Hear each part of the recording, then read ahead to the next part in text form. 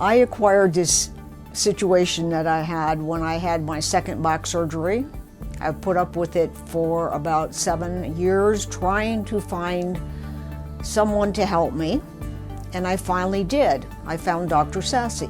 We started small, but we kept moving forward, and actually we put in the stimulator, and I would never be without it now.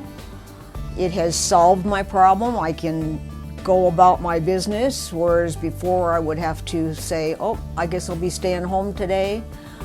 It's remarkable. It's not 100%, but it's not anywhere near.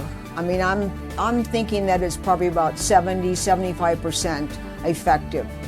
I just believe that this is the way to go, and don't ever let anybody tell you that no, there's no solution, because yes, there is. You need to see Dr. Sasse and have him walk you forward through this process.